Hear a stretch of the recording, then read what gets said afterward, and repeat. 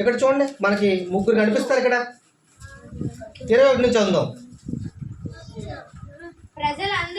లూకా సువార్త 3వ అధ్యాయము ఎంత నుంచి 21 నుంచి చదువుదాం. Okay madam. ప్రజలందరూ బాప్తిజం పొందినప్పుడు మన యేసుప్రభు గారు కూడా బాప్తిజం పొంది ప్రార్థన చేయుచుండగా ఆకాశము తెరవబడి పరిశుద్ధాత్మ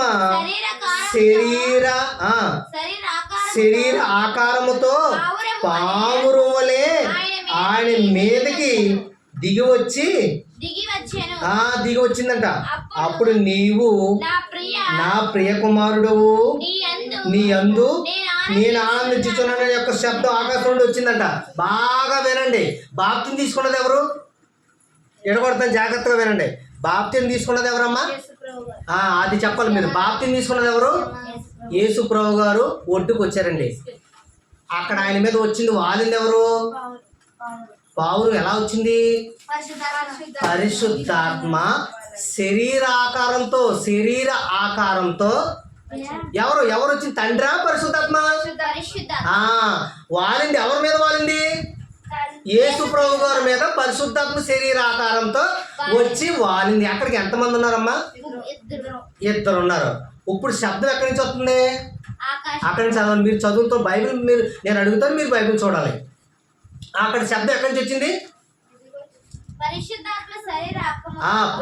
తర్వాత పరిశుద్ధాత్మ ఆలింది. అప్పుడు ఇంకొక మాట ఆకాశం నుంచి వస్తుంది. ఎవరది? అప్పుడు నీవు నా ప్రియ కుమారుడు నీ యందు నేను ఆనందించుతున్నాను. ఇక్కడ ముగ్గురు కనిపించారండి మనకి. ఉన్నారా?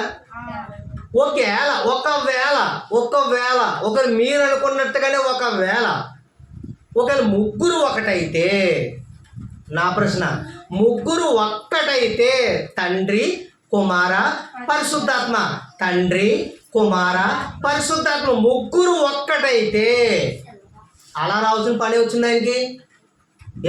అలా వస్తే కదా మనం నమ్మమా దేవుడని?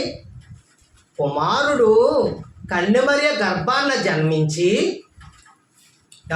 జన్మించడం ఎందుకు? ఆ పురాకాన్ని పడడం ఎందుకు?